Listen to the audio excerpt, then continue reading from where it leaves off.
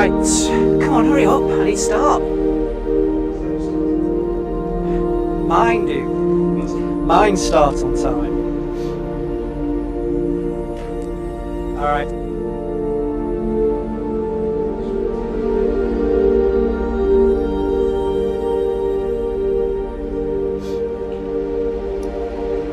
So we'll start, make a start, and the lights will suddenly cut off any second so you can better see the screen. Oh, there we go, look at that.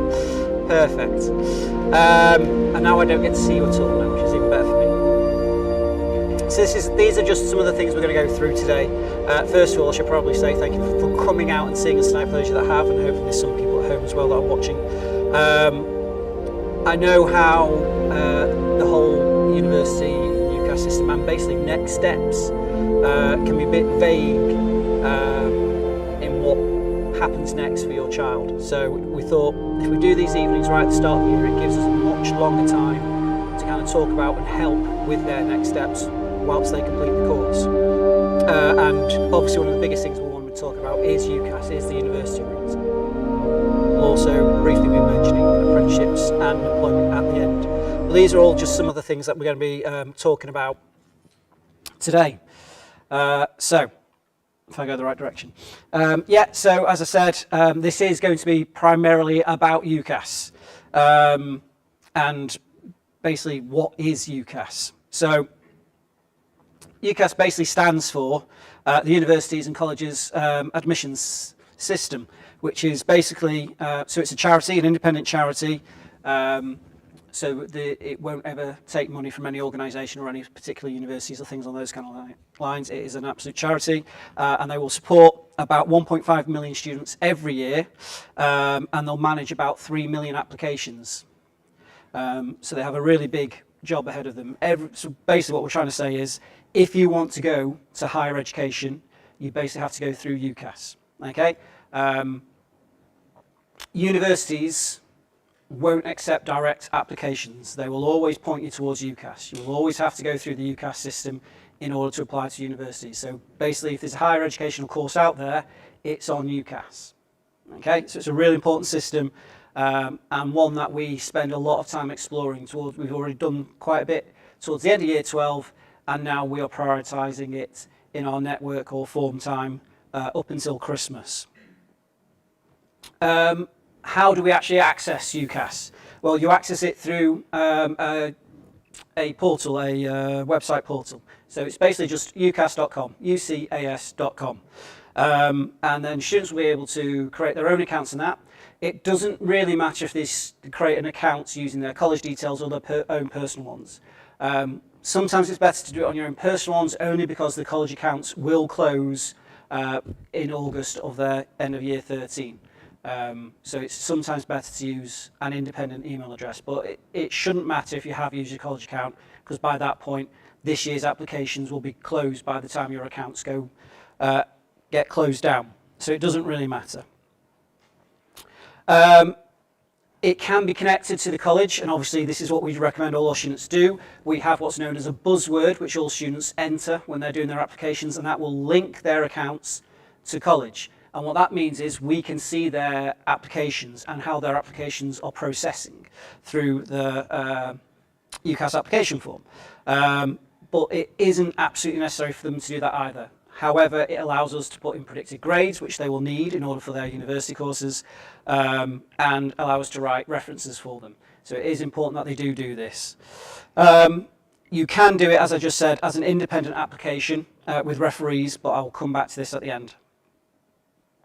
So why should you continue in education? You've just done it for pretty much your entirety of your life, and you kind of now at a stage where you no longer necessarily have to carry on in education. But there are some benefits for staying in education and carrying on especially into higher education. So it is essential for some career paths, obviously not all of them. Think like doctors, dentists, absolutely essential that they carry on into higher education. Not all job paths and career paths do require it, but it can be essential for some. So what it's important to do now is to explore whether it's essential for your career path. You can develop new transferable skills and subject knowledge. It takes it to a much higher level of learning, a much deeper level of learning as well. It can really increase your confidence and your independence. University is a great one for independence. Whether that, even if you're staying close and living at home, it still will give you that extra independence, because it's all about independence of your learning. Universities are very much about the student taking on the learning challenge, not being given that knowledge, but finding that knowledge for themselves. It will broaden your experiences, and you'll meet new people. You know, this might be the first opportunity where you meet people from all over the country as opposed to just in your local area. Okay, so it gives you a much wider appreciation for different people with different ideas and views from your own. It's an investment in your future, okay? And we'll speak a bit more about the investment side of that, but it is something that you may be doing now that may not be of use to you for another 5 or 10 years down the road. But it is an investment in your future. I can attest to that. When I went to university, got my degree, didn't need it until I decided to become a teacher. And then I was able to do my postgraduate 10 years after I went to university. So it can be something that you will use later on in your life. And it does increase your job prospects in certain areas, and it does mean you may have a higher earning potential. Okay, so just be aware of that. Usually degrees do allow you to reach higher paid jobs. Yeah. So higher education, it isn't just degrees. There are a variety of options available to you, and you now are trying to decide which is the best path for you. So you've got a certificate of education and a diploma of higher education, which basically account for a first and second year of a degree. There is the higher national certificate and the higher national diploma, which again are like the first and second year, but they're more vocational based and industry focused. You have higher apprenticeships, which provide an opportunity to gain level 4 qualifications or above, like H&Ds and foundation degrees, and can take 1 to 5 years to complete. There are foundation degrees, which are flexible vocational qualifications and can be used as an entry route into full bachelor degrees. And then obviously we have our bachelor or undergraduate degree, which is the most common type that most of our students will apply for here. And then finally, there's also degree apprenticeships, where you can be working full-time and studying as part of that to earn a full undergraduate's degree, and even sometimes that can move on to a master's as well. Okay, but as I said, the two most common that our students will go for are the foundation degree and the undergraduate's degree. Okay, these are the most common, with the undergraduate's degree being the most common. Undergraduate's degree are 3 or 4 years courses. Some have a part-time option, allowing you to study and work. Foundation degrees are more flexible vocational qualifications that combine both the academic study and the workplace learning. Foundation degrees often allow continuation into a full undergraduate's degree. So you can start on a foundation degree and do an extra year, and that can turn into a full bachelor's degree. So your GCSEs were classed as level 2. You're currently doing a level 3 qualification, whether that's BTEC and A-level. Higher education starts at level 4 and moves all the way to level 7. So it's basically, you know, your H&C and H&Ds are like 4 and 5. Your full undergraduates can take to a 6 and the masters up to a 7. Okay, so it's just that educational scale. It's basically just declaring what level you are educated to. All right, the big question: how do you know what's the right course? Well, there's certain things you need to ask yourself. There are about 35,000 courses to pick from on UCAS. So the things that you need to look at is, what does your course say it covers? Okay, courses with the same title might be very different from different universities. So you need to really explore and dig down into what it is they say they do and what it is they offer.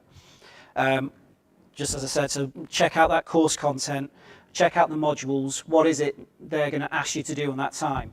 If you are looking for a production-based course and in its modules it's talking about theory for the vast majority of it, and another course is titled exactly the same but is talking more about production values, then you need to decide and weigh up which course is better for you. Do you want that more analytical approach, or do you want that more practical approach?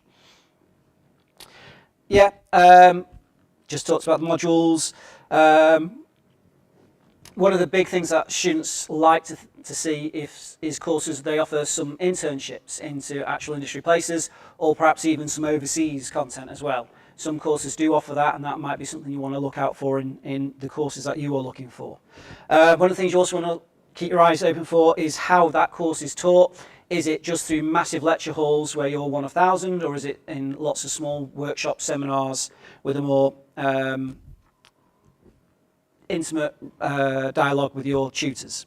Okay, so you need to decide what's best for you and what suits your style. There's some quite large universities with thousands and thousands of students, and there's even smaller universities with only a few hundred students. And you now need to start thinking about, well, what suits you. Okay, and then one of the other things you need to think about is how the course is assessed. There could be some with exams, some without exams, and some with a hybrid of practical and more theory-based exams. You might be thinking where you want to study as well, and that is an absolutely valid option. You know, you don't necessarily have to stay close to home. You can literally go anywhere in the country, okay? And that might be something that appeals to you, moving away from home. Or you may want to stay close to home, and that's something else that UCAS offers you. It allows you to search by area. So some of the things you want to think about when you are thinking about where you're going to study, you want to think about what the style is of the university. Is it traditional? Is it more future focused? The location, is it city, rural, somewhere in between? Is it a large university or a small independent university? What's its culture and what facilities does it have? That's a big one for a lot of our practical students. You know, what facilities does it have? Do they look dated? Do they not look? Do they look well used to the point where they look like a bit broken? These are the kind of things you want to start exploring when you visit these university places. What do the graduates go on to do? That's a big one. If you can find that information out, are they successful in industry? Or are they all now kind of doing something completely different? Okay, because that's something that might indicate how useful that degree was from that location. Tuition fees may affect it. You know, how much does that course cost? It does vary from university to university. We'll talk about tuition fees in a little bit more, but that could be a factor. And living costs. You know, it can vary from place to place. London obviously is one of the most expensive places in the country, but any city university is probably going to be a bit more costly than a slightly more rural-based university. Okay, so these are all things you need to be thinking about. What is important to you? It's all unique and individual to each of you. Start your research. This is where we're kind of at right now. We're on UCAS. We've already registered. Everybody in this room should be registered. You now need to start looking at what's on offer. You can search by course, you can search by university, you can search by location, you can search by just titles, and you will be able to search from, as I said, about 35,000 courses.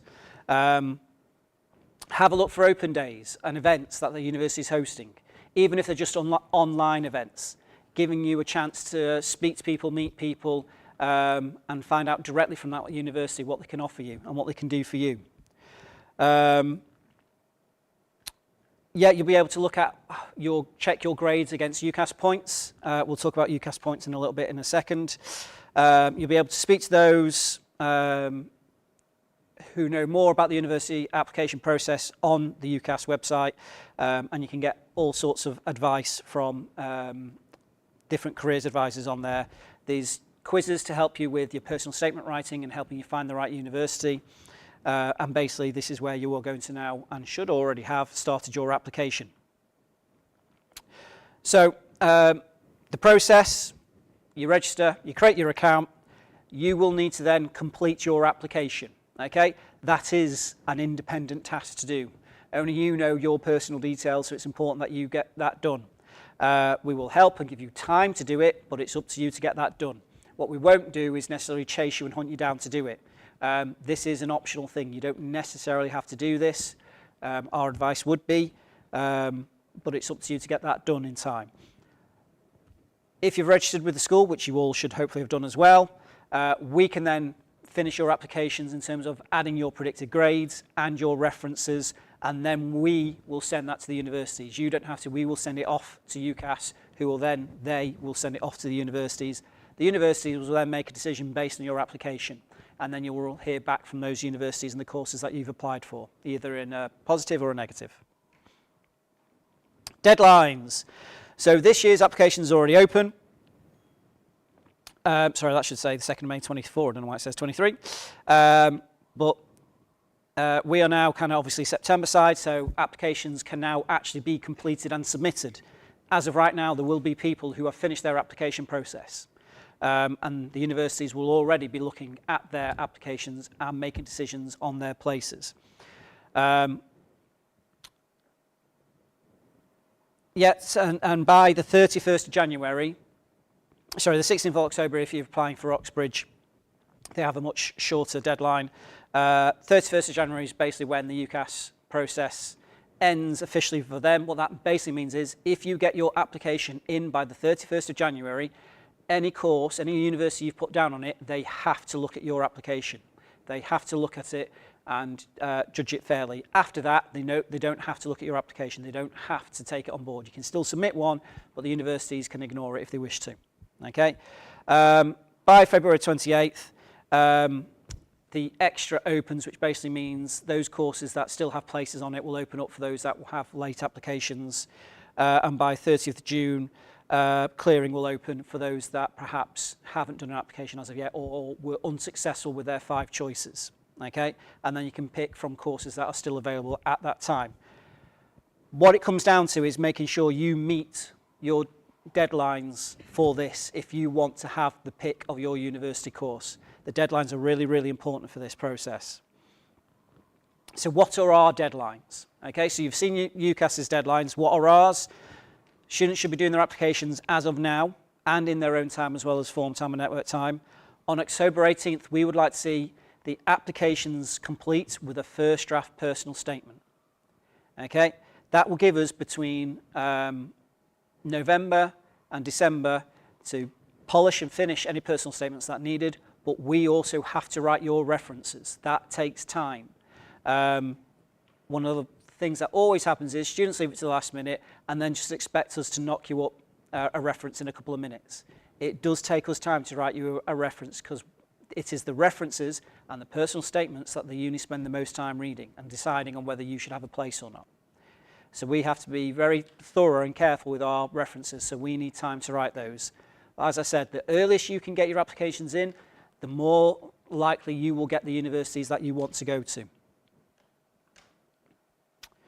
So what's in the application? It's mostly personal details, things like your contacts, information, residency details, your nationality details, any supporting information that's required, your English language skills, your finance and funding, which we'll come to in a little bit, diversity and inclusion, and just a bit more information, your education, your employment, any extra activities, and then the big 3, the personal statement, the reference, and your actual 5 choices. All of that will go into your application. So it's quite a big process and will take you a number of weeks to complete, especially the personal statement. So it's important that you are spending a bit of time of it at home as well as at college, because we can only really give you an hour at most a week in form time. The biggie, the personal statement, is the one where the universities will decide on whether they want you or not. They'll look at your predicted grades, but it is the personal statement that will sway them whether to offer you a place or not. Okay, so this is where you need to spend your time, and this is the one that you need to get right. So as it says in there, these are all the advice from UCAS. This is the only section you'll have full control over. Your only chance to market yourself as an individual. Okay, everybody else may have the same grades as you, but it's your personal statement that will help you stand out. It's the same for all your choices. So you don't write a personal statement for each university and each course you've picked. You write one that needs to fit all of them. So it can be quite challenging. So you can't be specific and say, I really want to go to Manchester Uni to study this, because you're also applying to Leeds and Sheffield. Okay, you've got to make it more universal, which is an extra challenge. A maximum of 4,000 characters, a minimum of 1,000 characters. You should all be basically hitting that maximum, really. Again, if it looks short, they're going to wonder why. There isn't a spelling or grammar check, but obviously we will go through that with you and just help you remove any of the main big ones. And yeah, you don't need to worry about formatting. It formats it itself. So what happens? The universities and colleges will review your personal statements, they'll review your qualifications, and they'll review your references. They may also ask you for an admissions test. That's much more on the Oxford and Cambridge side of things, but some do. Much more likely is you'll be invited to an interview. That happens a lot for our courses. And they'll ask for a portfolio of work or an audition if you're in the acting side of things or music side of things. But the most common procedures for us are interviews with a demonstration of your portfolio, or you will submit a portfolio to an online portal. Okay, that happens probably about 90% of the university courses that our students apply for. Okay, and it is based on all those elements that they'll decide whether they want you or not. You can track your applications on the UCAS portal at all stages, how it's going on to make sure that it's been submitted, that we've submitted it to UCAS, that the universities are considering it. It'll also tell you which universities have offered you places, what the conditions of those places are, which ones haven't yet, and what you may need to do in order to chase those up. Okay? Yeah, it'll notify you of any unconditional offers, conditional offers, or unsuccessful offers. So once you've got your decisions on all your choices, so you can apply to up to 5 universities, and they can all respond and say, yes, you've got a place with us. Okay? You need to pick one as your firm choice, your favoured choice. This is the one, if all goes well, I will be going to. And then you can have an insurance choice after that in case something changes. So it might be you've picked one down south, something's changed and you now can't move that far, and you've picked a local one as your insurance, and then you can switch to your insurance option. Okay, but all your other offers then must be declined. So you may have 5 offers, you actually have to withdraw from 3 of them. Okay, so you need to really think long and hard about which is going to be your firm choice and your insurance choice.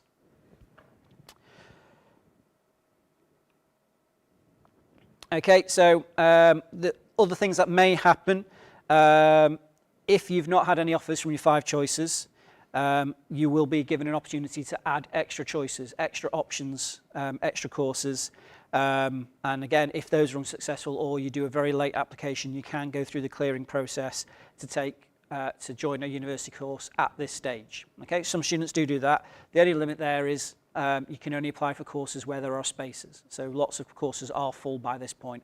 So you're basically picking from what's left.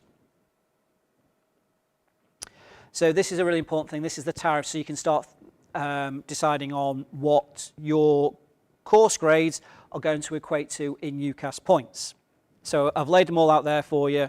So as we get closer to Christmas, you will be given you already probably have, but you'll be given a more accurate predicted grade for what we're expecting you to get when you complete with us. Okay, that is the grade we will be submitting with your application, and it will give you an idea of how many UCAS points you have. And it will also mean that how hard you need to work by the end of the year to achieve your UCAS target. Okay. So when you're looking on the UCAS portal, you will see the courses, and that at the bottom of the courses, it should tell you how many UCAS points they require. Normally it's between a range. Sometimes it can be a single number, but normally it's a bit of a range.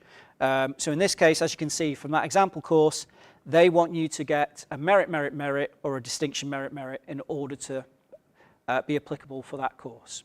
Okay, a lot of our courses tend to be between the 96 and the 128 points. Okay, between MMM and DDM. That tends to be the main score for a lot of the courses that our students tend to go for. So you may be looking for a DDM. So if you're not there yet, you may have to do a lot of work this year to make sure you can hit those targets. But the courses themselves should declare how many UCAS points you need to get there.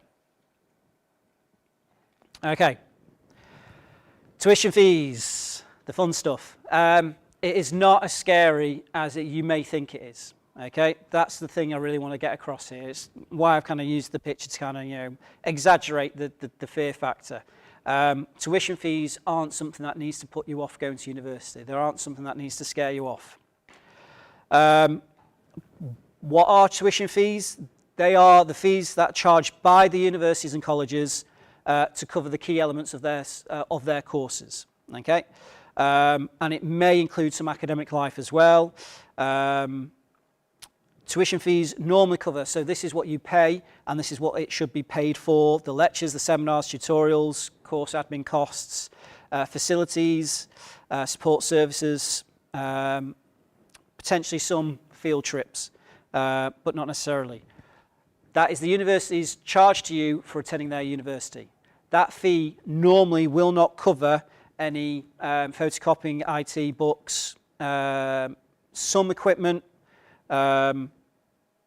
memberships, travel costs, living costs, accommodation costs, and any membership costs. So it won't include that. That is an additional cost that you will have to work out how to pay for, which is where student loans come into effect. Okay, but tuition fees are what the universities charge you to attend their universities, and that is what they say it is for. It can be up to, depending on where you study, £9,250. Okay, that's per year. So if you're staying in England, it can cost you that. Again, this varies from university to university. That is the absolute maximum that you will have to pay for that. And again, by pay for that, I will come to that in a bit more detail. But that is the cost per year to study at universities at the moment. And it varies obviously from location to location and where you're from. There is lots of financial help to get you through here. So you can have student loans that will include your tuition fee loan and a maintenance loan that will help with your living costs. Okay, so you'll get a loan for your tuition fees and a maintenance loan to help you with all the costs that you incur whilst at university that your tuition fees won't cover. Okay, you can apply for both of these, a tuition fee loan and a maintenance loan. They are usually means tested based on your household income on how much you will get. Tuition fees you will normally get to cover the full cost of the course. It is normally just maintenance loan where you will be means tested. You can apply for grants as well. Grants are not the same as loans. Grants are basically money you will receive and you won't have to pay back. And you can check these out on UCAS. There'll be a load of information on there and on the gov.uk website as well. Okay, so if you feel you may be entitled to some form of grants, please do have a look. Research this, it's really important. You can have a look on the gov.uk website and money saving expert Martin Lewis. I reiterate a lot what he says in terms of don't think of the tuition fees loan and the maintenance loan as a loan, because it's not really a loan. What it is a tax. Okay, this money comes out of your wages before you get paid. Okay, so you never notice these loans. You won't ever feel the loans. It won't ever stop you from doing what you want to do. They are very cost effective, and you will only start paying it once you earn over a certain amount of money. Okay, and at a certain point in your life you won't have to pay them off anymore if you have any left over. Okay, so they are quite flexible and it's designed to allow you to go to university if you want to. Basically, this is the point I'm trying to get across here. If you want to go to university, do not let the financial side of it stop you. There is funding there to help and assist you, and it isn't as onerous as you think it is. It is not a £30,000 debt weighed around your neck for the rest of your life. You don't feel or notice these loans. As I said, it's tied into your wages. It is taken out of your wages based on how much you earn before you get your wage. Okay, so you know you can still live off the amount that you get. Go the right way. One of the things you will need to decide and think about is university the right fit for you. And one of the things we want to encourage our students to do, those that aren't sure if they want to go to university and are thinking about other options, is still apply now. Okay, it may sound weird if you're absolutely adamant you're not going to university. Apply now and apply before the January 31st deadline. Applying doesn't mean accepting. You won't go into any debt just for applying to go to university. By doing this, you will have a guaranteed spot at the end of the year when you've had a full year to think about it and decide on ultimately what it is you want to do with your future. Okay? It only costs about £27 for 5 choices. It will give you good practice of personal statement writing, which can also be used for job writing applications. It will give you good practice for interviews, and it will give you really good practice for portfolio creation, all of which you will use in later life when you start applying for jobs, even if that later life is at the end of your year with us here. Okay? However, If you don't go through the process now and change your mind in June, July, as I've already said, you will be limited by what courses are left over. If you apply now and get to June, July and decide I'm not going to university, then you don't have to go. That's it. You just kind of go, no, not accepting my places, I'm withdrawing them, I'm off. I'm going to go do something else. It is the better way around to do things. Every year I say this, and every year I get at least 1 or 2 students that come to me in June and July and go, yeah, I want to go to university now. Okay? Please, please, please, please, please, if you're in any doubt, or even if you are sure you're not going to do university, go through the university process. It is just giving you extra options. Options that you can completely disregard and turn away from at the end of the year. But it's better than the other way around when you change your mind at the end of the year and then try to go to university. Okay? This is the better way around, I promise you. I did have 2 this year, 2 that decided last minute to go to university, and they had to go through this process. So please, please, please seriously consider. We will be doing it in form time anyway. We'll go through the process. It'll be up to you whether you go ahead with your application, but we will be doing the process. Yes, thank you. You can also defer. Instead of taking a gap year and just saying, I'm not going to do university now, I'm going to go away for a year and earn some money. That is absolutely fine. But what you can do is have your university place guaranteed and defer it. All universities will allow you to defer for a year a place. Okay? What that means is go through the application process, you have a place. In a year's time, you can then decide whether you still want to take up that place or not. Nothing is written in blood. You are absolutely free to change your mind. But what it means is after your year out, you still have a guaranteed place. In a year's time, it is much harder to go through the whole application process again because you'll have to do it on your own. So it is well worth considering if you are thinking of having a work year or a gap year, still go through the process and defer the place. It gives you a guaranteed place at the end of the year, which again, you can either decide to take or reject. The choice will be yours. Obviously, there are alternatives to university. You've got apprenticeships and direct employment. What I will say is, though, for our subjects, they are incredibly rare and hard to find. Okay? Apprenticeships are still in their kind of infancy. They're still trying to figure out how they work in these industries that have never used them before. And you guys already have a level 3 qualification, so you don't want to be repeating yourself by getting a level 3 apprenticeship. You will want a level 4 at least apprenticeship, which again limits your options and choices. They are out there, but they are rare and hard to find and much sought after.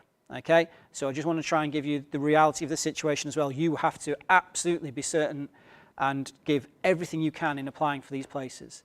They open at random times of the year, normally in the new year for a lot of places, but they can open up at any point. It is because it is employer-led, it is much harder to have an exact place for when these opportunities will open or close, I should say, as well. UCAS does have a page of apprenticeships, so again, whilst you're on there and you're thinking about apprenticeships, do have a look, but that covers all topics and all searches for all different areas. The creative ones, you will have to be a little bit creative yourself in looking out and trying to find out what's on offer. As I said, there's not really one deadline for this, so I can't give you an exact date. It is down to the unique apprenticeship and who that employer is and who that provider is of that apprenticeship. So they can be advertised at any point in the year, so you need to be always on the lookout for them. Often the larger organisations will have multiple application processes and they can recruit earlier than the smaller organisations. Higher apprenticeships tend to have a September, October start from the previous year. So normally with apprenticeships, normally through apprenticeships you'll apply directly through the employer, the company that's basically going to hire you to come and work for them whilst you're learning. Okay, so you again will need to liaise directly with the employer. Even through UCAS, all they're offering you are the places where there are apprenticeships. Once you get to the apprenticeships, you'll actually be dealing directly with the employer. Okay, the processes will vary from place to place, organisation to organisation, but you will need a CV and a covering letter. You will need to do an application form and more than likely some form of online application. Okay, you can apply for universities and apprenticeships at the same time. It doesn't mean you have to pick now and only do one. You can do both. Okay, as I said, you can have that backup of a university option whilst you're trying to find an apprenticeship, because that's what you'd sooner do. If your apprenticeship searches don't work out, you've still got a university place to fall back on. Employment. There is nothing stopping you starting to apply for jobs at the end of your time here. Okay, there is nothing stopping you starting to make connections right now. LinkedIn's a fantastic way of doing that, and there are so many websites out there that have opportunities, even in our creative industry areas. Okay, there are places where you can connect to industry professionals and start building up those networks. You have holidays available to you. You could start now trying to get work experience, internships for those holidays, and just again start building up those connections. And don't forget, when you finish with us at the end of May, you will have a level 3 qualification, okay? Either your BTEC and an A-level. That will allow you to apply for most jobs. You will be 18 by the end of August at the very latest, which tends to be, for a lot of employers, they want you to be at least 18. So there's nothing stopping you trying to get a job in industry if that's what you'd like to do. But again, it is tough, it is challenging, and you'll be competing against lots of other people, most of whom may already have a degree. Okay, but again, if you have the right skill set, if you have the right approach, there's nothing stopping you doing that now as well. It's entirely up to you. So that's basically it. A bit of a whistle-stop tour of UCAS, but hopefully it's explained in a bit more detail for you what you can expect and what your child is going to be doing over the next 6 to 12 weeks. But I didn't forget. This is the last thought when I said, as an independent application with referees. When you leave us and your situation may change, something may happen, you can always get back in touch with us. We will never not be your college, all right? If you decide in a year or two's time, you do now want to go to university having not applied, or you want to go to a different university, we will still be here for you, okay? We won't be able to connect you to college and do it that way, but we will always be available to be a referee for your application. We were always happy to write references for our students at any time, even when they're no longer our students. And I've written dozens of these as well, okay, with students that have changed their mind a year or two later. They'll get back in touch and say, hey, remember me? Will you write me a reference? The answer will always be yes, okay? So you'll never stop being our students is what I'm trying to say to you. So we're always here for help and advice. And that really is thank you, and that's it. And I'll give you a chance to ask some questions. Do you want to hit the lights, John? Oh, excellent. So our live streamers have been commenting. Sorry, you're uploaded. Oh, okay, go on. Just to highlight about with the personal statement. Yep. The fact that when you're applying for your different universities, subjects should be the same. Otherwise, your personal statement is going to be a bit one-sided. Yeah, so yeah, I mean, we'll cover this in a lot greater detail, your personal statements. Like I said, you have to write a universal personal statement, so it is tough.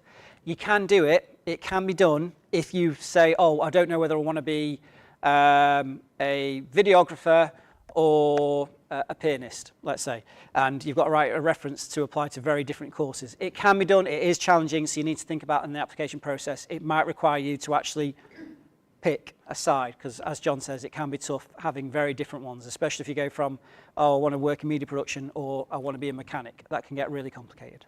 Okay, but yeah, it's something to be aware of. Anything else? It's more about portfolios, but that's probably a bit more unique depending on the 3 areas. Yeah, portfolios, like I said, a lot goes into that. And in fact, your interviews and your portfolio work will often determine the conditional offer you get, and may actually turn that conditional offer into an unconditional offer if you really impress them, helping to take the pressure off the grades, okay? So they are really important, your portfolios of work. They really showcase what it is you can do, and might help turn the UCAS points down a little bit and make it much easier. And like I said, just take the pressure off. Although, to be honest, most of our students, like I said, our average grade last year was Distinction Star DD. So none of our students struggled to get into their university courses. But a lot of them did get unconditional places based on the work that they submitted as part of the interview process. Anything else from that side? Does anybody here have any questions for me they'd like to ask? Michael. Say wants to apply to a university outside of the UK, how would that work out with this college? We will help where we can, but that country will have its own process, and that's the one you'll have to follow. We'll try and help you through it, but it can vary from country to country to country. We'll obviously help you with references and the application process, but it'll be down to that country's rules on their application process and funding as well. So you won't be able to tap into normally UK funding in order to apply to an overseas university, so be aware of that as well. We did have one for America last year. I think they were 60,000 a year in tuition fees. Bit different. I think they did, yes. Yeah. Anybody else have any questions that they can think of?